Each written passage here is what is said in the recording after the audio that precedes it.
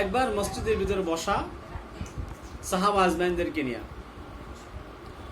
নবীজি সাল্লাল্লাহু আলাইহি সাল্লাম বলতেছেন, এখন যেই ব্যক্তি মসজিদের ভিতরে প্রবেশ করবে, আগমন করবে, ওই ব্যক্তি জান্নাতি মানুষ। সুবহানাল্লাহ।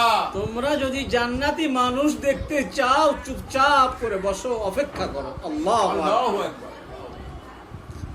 সবাই গভীর মনোযোগ দিয়ে মসজিদের দরজার দিকে তাকিয়ে আছে। সবার মনের ভিতরে কৌতূহল জাগলো। আবু বকর, ওসমান, আলী, ওমর, এরা তো জান্নাতি মানুষ, নবীজি বলেছে। সুবহানাল্লাহ। অবশ্যই তারা জান্নাতি মানুষ। তারা মনে করছে যে হয়তো ওমর অথবা ওসমান, না হয় আলী, নাই তো আবু বকর, এই চারজনের একজন হয়তো এখন মসজিদের ভিতরে প্রবেশ করবে। তাকায় দেখে, না না না, একজন এমন লোক প্রবেশ করেছে, সাধারণ একজন সাহাবী, তাকে তেমন কেউ চেনে না, তার কথায় মানুষ ওঠেও না, বসেও না, তেমন পরিচিত নয়। সবাই অবাক হয়ে গেলেন, নবীজির কাছে এসে বসলেন। কারণ নবীজি তো আগেই বলেছে, এখন যে ব্যক্তি মসজিদে প্রবেশ করবে ওই ব্যক্তি জান্নাতি। সুবহানাল্লাহ। আর নবীজি যে বলেছে ওই ব্যক্তি জান্নাতি, তাতে কোনো সন্দেহের অবকাশ নাই। এভাবে করে নবীজির কাছে এসে কি যেন বলে আবার চলে গেল। দ্বিতীয় দিন আবার নবীজি সাহাবীদেরকে নিয়ে বসা। দ্বিতীয় দিন নবীজি বলতেছে, এখন যে ব্যক্তি মসজিদে প্রবেশ করবে, সর্বশেষ এখন যে ব্যক্তি আসবে, ওই ব্যক্তি জান্নাতি মানুষ। তারপর দিন এরকম কৌতূহল জাগলো, হয়তো আবু বকর, ওসমান, আলী, ওমর, তার ভিতরে কেউ না কেউ আসবে। কারণ একজনের কথা বলছে এখন যে ব্যক্তি আসবে। নবীজি কথা বলেন না, এখন যারা আসবে। নবীজি বলেছেন, এখন যে ব্যক্তি মসজিদের ভিতরে প্রবেশ করবে ওই ব্যক্তি জান্নাতি।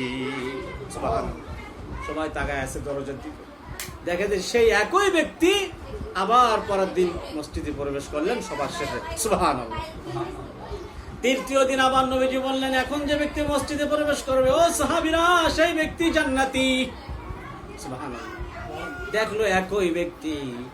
3 দিন পর আবার নবীজির কাছে এসে বসলেন। সুবহানাল্লাহ। কৌতূহল জাগছে, এত মানুষ, আমরা মনে করছিলাম যে আবু বকর, ওসমান, আলী, ওমর, তার কেউ না কেউ আসবে, কিন্তু না, এই সাধারণ সাহাবী, এই লোকটাকে কি আমল করে এটা আমাদের দেখতে হবে। এভাবে করে কয়েকজন পরামর্শ করলে এর বাড়িতে আমরা যাব। সুবহানাল্লাহ বলেন।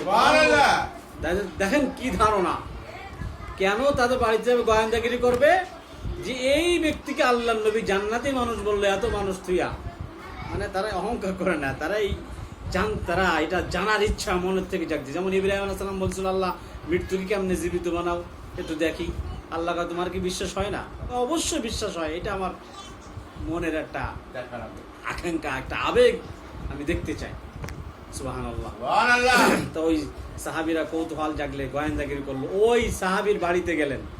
সুবহানাল্লাহ। রাতের অন্ধকারে বুকুল দিয়ে দেখতেছে গোয়েন্দাগিরি করে, যে কি নেক আমল করে এটা দেখা লাগবে। নবীজি তাকে জান্নাতি মানুষ বলছে, আমরাও ওই আমলটা করব। সুবহানাল্লাহ। তাদের ধারণা ছিল কি, নবীজি তাকে জান্নাতি বললো, কি আমল করে ওইটা দেখে আমরাও আমল করব, আমরাও জান্নাতি মানুষ হতে চাই। সুবহানাল্লাহ। এবার দেখে যে রাত্রেবেলা ঈশার নামাজ পড়ে উনি ঘুমায় গেছে, মাঝে একটু তাহাজ্জুদ নামাজ পড়ে, সকালবেলা তার পারিবারিক যে কাজকর্ম আছে এগুলো করে। তা ওনারা চিন্তা করলো, রাত্রে তো কিছু দেখলাম না, দেখি দিনে কি দেখা যায়। দিনে যায় কাজকর্ম, আমরা যা করি তাই।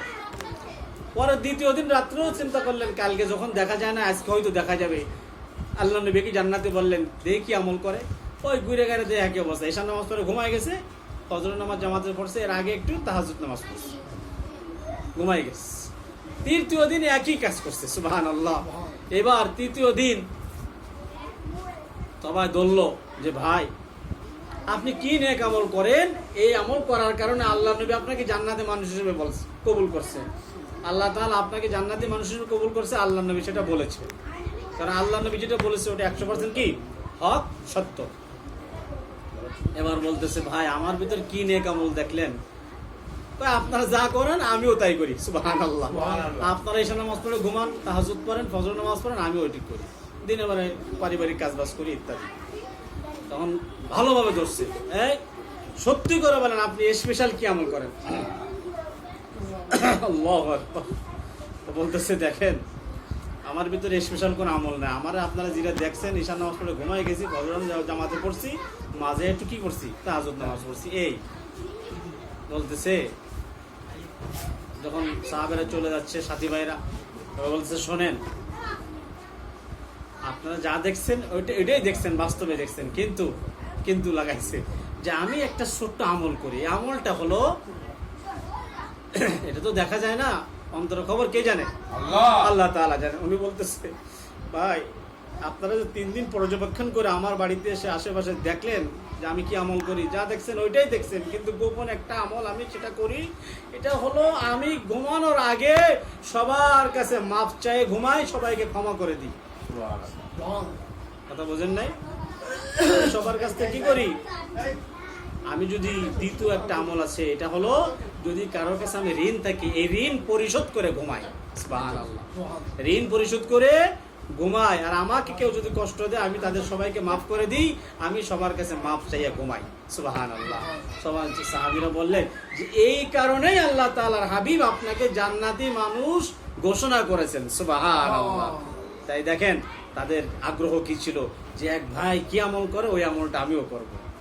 আমরা এরকম পারি না যে এক ভাই নেক কাজ করতেছে আমিও নেক কাজে প্রতিযোগিতা করব, অন্যায় কাজ থেকে বিরত আছে ওই কাজ থেকে আমিও সরে আসবো, আরেকজনকে বিরত থাকার উপদেশ দেব। আল্লাহ তাআলা আমাদের সকলকে নেক কাজে বেশি বেশি প্রতিযোগিতা করার তৌফিক দান করুক, অন্যায় কাজ থেকে বিরত থাকার তৌফিক দান করুক বলে আমিন।